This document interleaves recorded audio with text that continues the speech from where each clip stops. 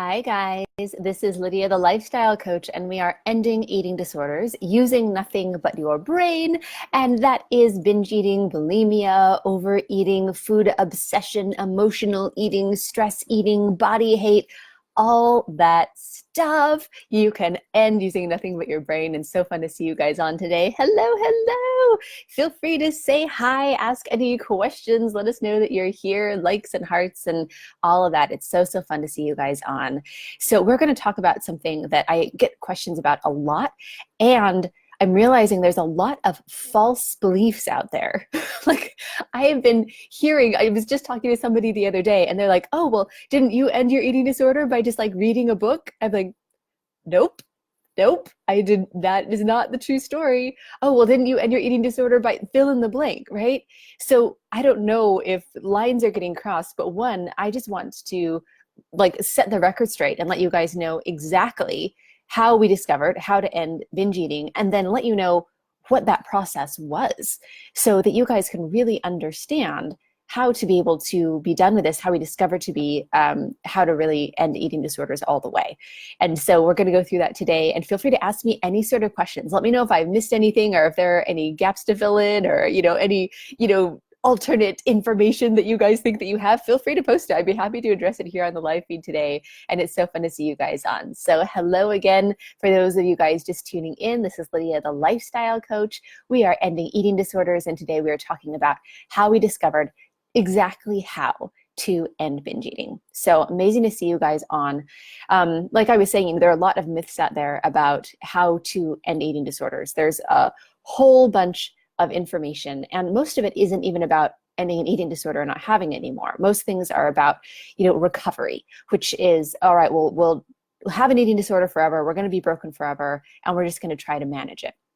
And even for those who have some better information, like that you can be done with an eating disorder, then there's this myth out there that you can just keep going and keep watching videos and keep getting more and more information, and then something magical is going to click. You're going to have like some, change of thought, change of heart, everything's going to shift, and then you're just going to be done. Just sort of like magical thinking. And I just want to address that right here, you guys. I mean, this is a specific process of how to change your brain long term. This is not something where you're going to have some flash of insight and everything's going to be different. We just don't see that happen. Sometimes we see very quick results when somebody really aligns and practices the principles and shows up for themselves. I mean, we've seen people after 29 years of an eating disorder in a matter of 2 weeks be done. But it was because they showed up and really did the work of that change. And yes, those are very quick results, and we see those sorts of things all the time. But it wasn't, the 50th free ebook that they've read through, and then all of a sudden everything comes together and there's a pillar of light and they're done. It just doesn't happen that way, and certainly not in a predictable way. We've had people that have had a feeling like that, like, oh my gosh, I read this book and everything was so much better, and I was totally done, and I didn't have an eating disorder, I had no desire to binge. And then 2 weeks or a year later, it just hits them really hard, and their eating disorder is worse than ever. And it's an extremely discouraging thing, because they were looking for some magical thing to click, but they had no idea how that happened. And so once they were right back into their eating disorder, it was worse than ever. They felt more like a failure, more out of control than ever. There was no predictable way to crawl out of that hole, because they had no idea how they got out in the first place and had that temporary relief. So it's not about really ending an eating disorder, but it's about having a predictable way and knowing exactly how you did it, so that you have that confidence that, one, you're doing something that is a permanent change, and then two, if you ever feel wobbly or if something changes or if you're feeling a little in doubt, it's not like this scary, no, we've got to hold on and, hope the magic sticks. It's about, oh, okay, well, I see exactly what's off, and so I just adjust it and you move on. That's it. That is absolutely it. And so we're going to go, step by step through that, so you guys really know the background and the story behind how we really became the best in the world at what we do in ending eating disorders, not just on the individual level, but we are ending eating disorders on the planet. None of us have to struggle with an eating disorder anymore. We know exactly how to fix it, and now it's just about scaling and being able to have that information to more people. It's like a vaccine. It's like the vaccine works on the individual people, but then enough people get the vaccine And then it's just not something that we're worried about anymore because we're immune. Like, it's done. It's not a problem anymore. So, hey guys, so fun to see you on. All right, let's launch in. So I personally had an eating disorder for many years, food obsession, body hate, yo-yo dieting, bulimia, binge eating, sort of a whole gamut of things. But it was really destroying my life. And it's not only like what you're doing with the eating disorder and how it wrecks your body, but it's the emotional agony and it's the mental agony of knowing that you know better, knowing that you shouldn't be doing this, knowing this is completely counter to your identity, and then doing it anyway. And then the feelings that come with that, the feelings of failure and the feelings of shame and waking up all puffy and being full of guilt because you're needing to start over again and needing to make up for it somehow. And it's just really awful. And when I was trying to fix my own eating disorder, there were a lot, just like there is now. There's just so much information out there, just like a wealth of information. And a lot of it is very bad. And a lot of it makes your eating disorder worse. And so I tried all sorts of different approaches. And it was like the harder that I tried, the worse that it got. The more that I got dedicated to sticking on my diet, the more that I got, dedicated to eating in a certain way or tracking my triggers or, sorting through all, the trauma and in my background or whatever it was like the worse it got, the harder that I tried, which was extremely, extremely frustrating. And so what we found out first, and when I say we, at first it was just me, but now we have a wonderful team. So I'm used to saying we. So forgive me if it's a little muddy that way, but in the early days, it was me. And in the later days, it was we.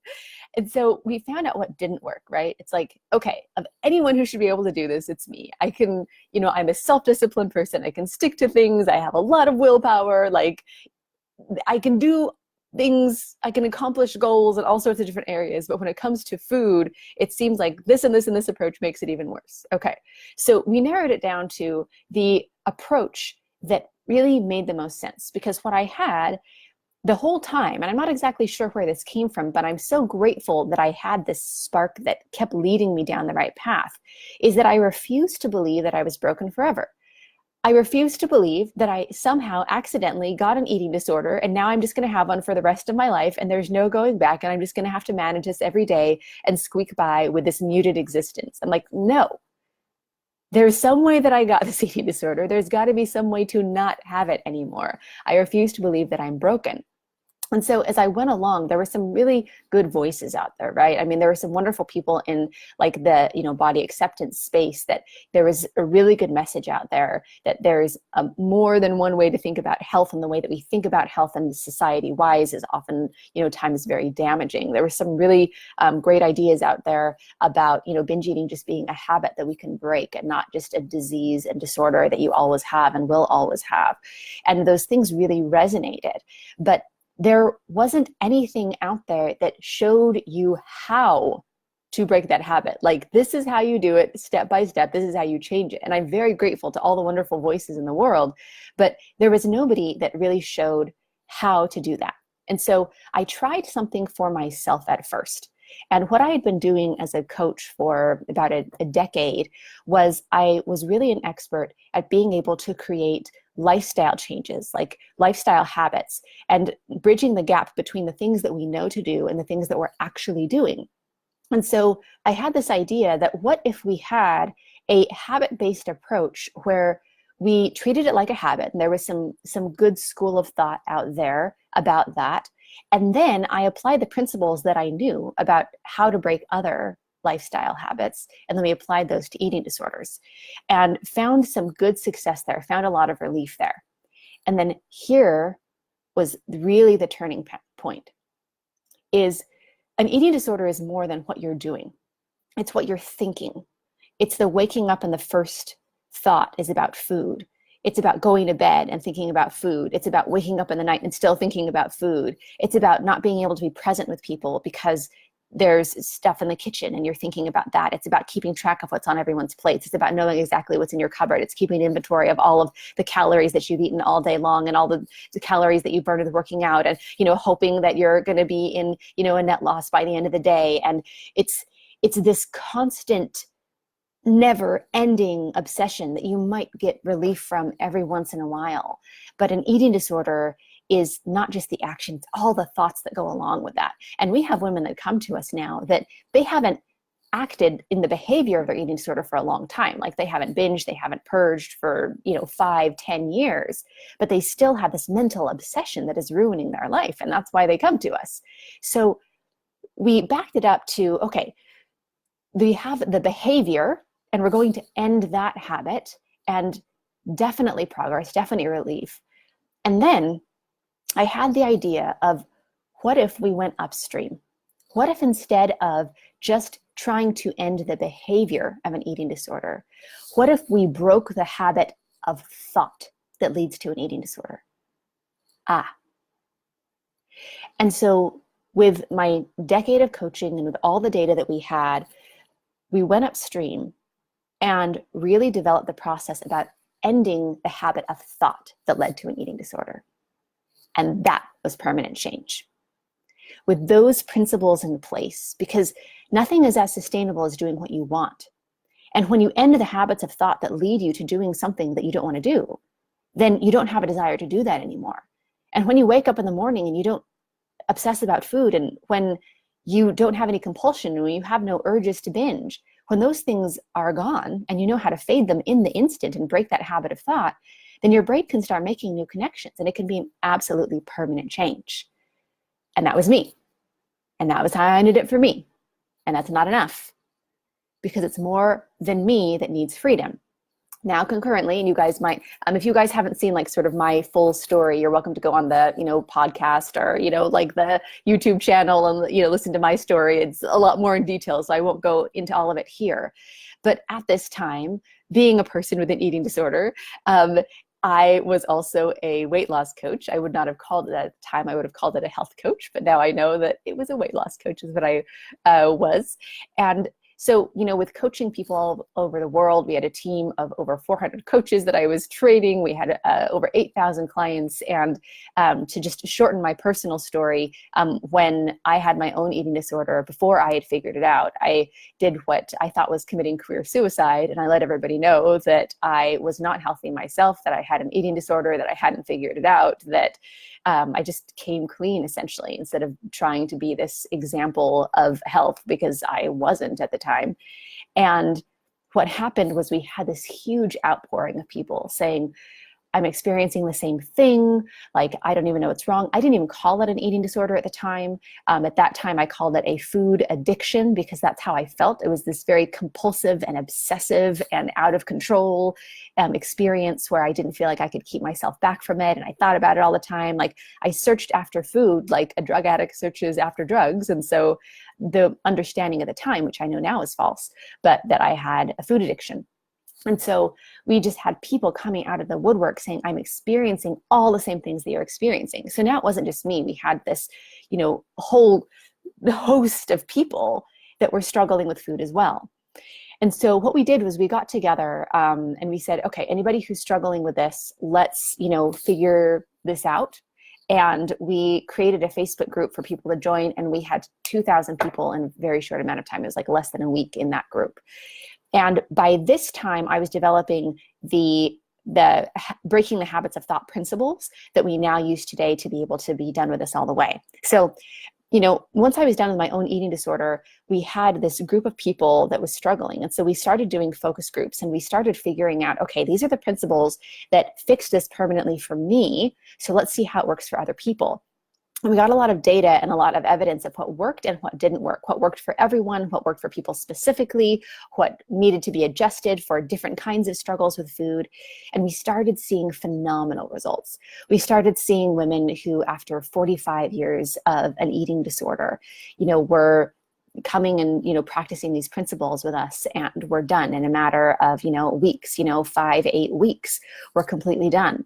And so we took the broad principles of, okay, there are all of these factors that we think are contributing to this. And we were able to really narrow that down to, okay, here are the core principles. Here are the main elements of what works across the board in most effectively ending an eating disorder and breaking that habit of thought so those urges and desires aren't even there anymore.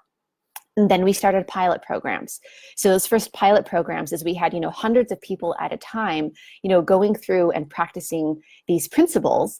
And then we were finding really important factors there as well. So to give you an example, one thing that we found was that when people showed up and practiced the principles, they were phenomenally successful. We had a woman that over 25 years of an eating disorder, and in about 3 weeks, she was done.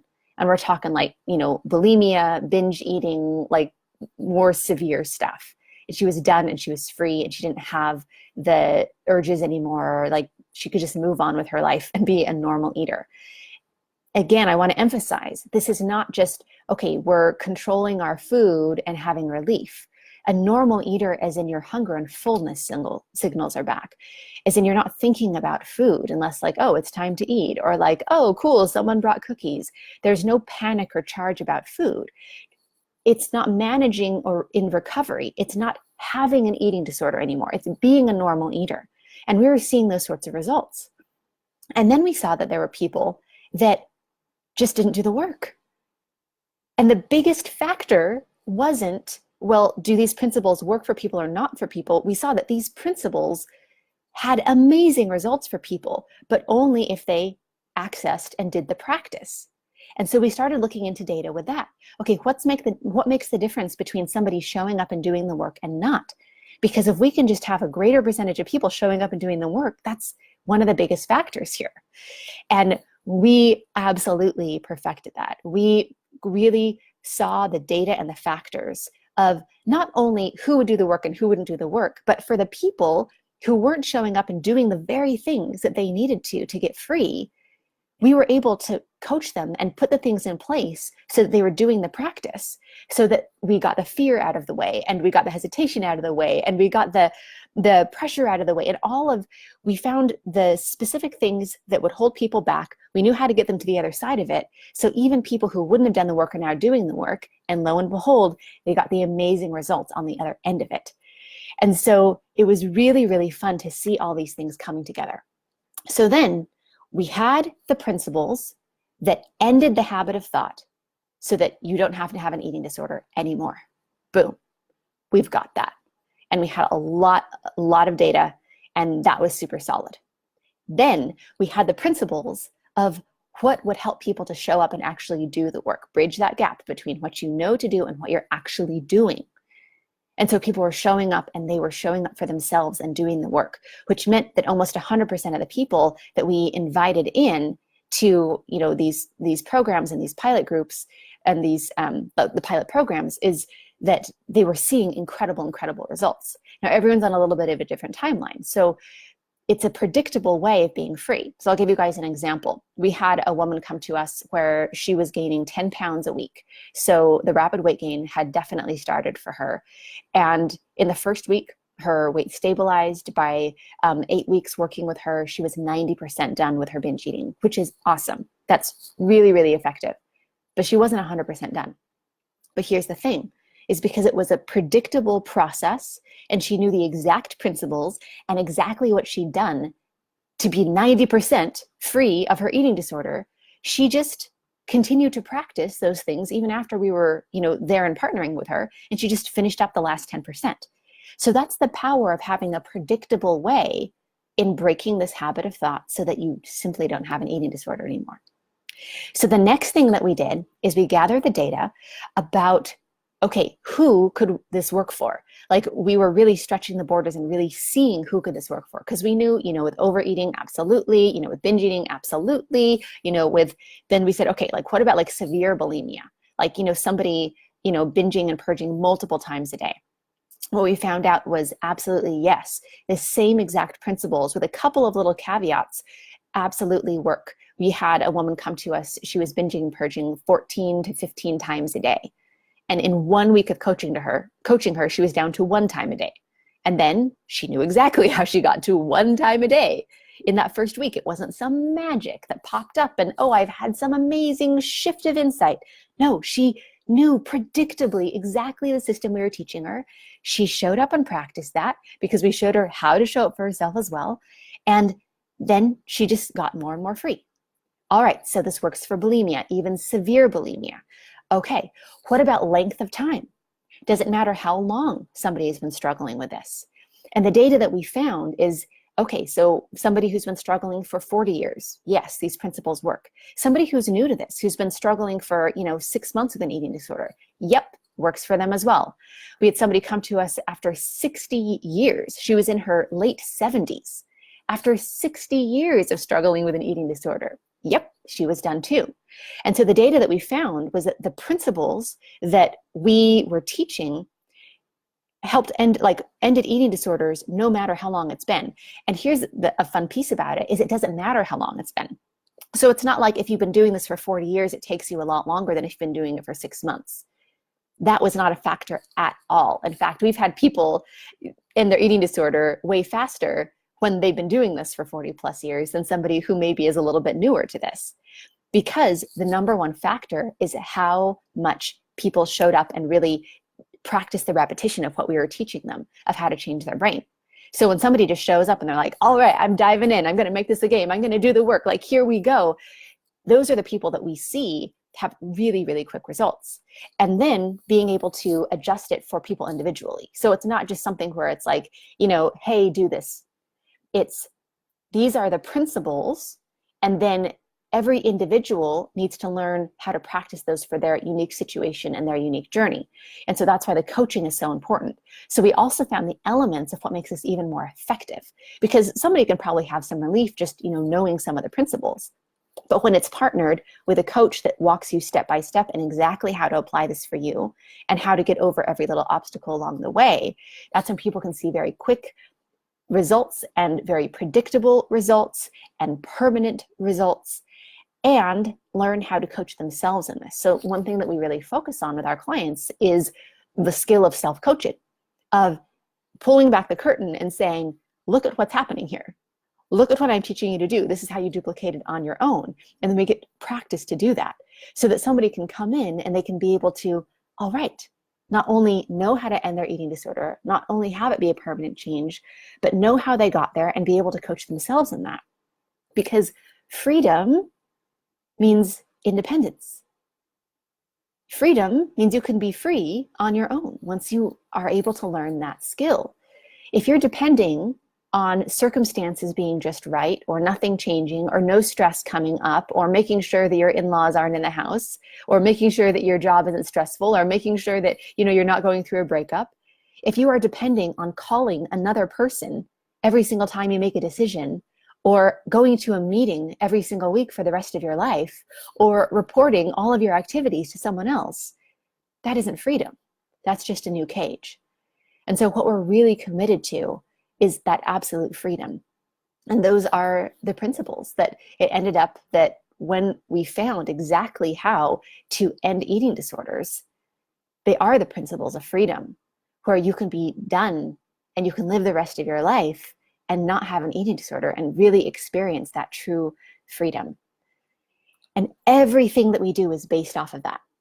So there is not one part of how we coach people and how we change the world in this and help individuals and groups to be able to be free of their eating disorders. There isn't one part of what we do.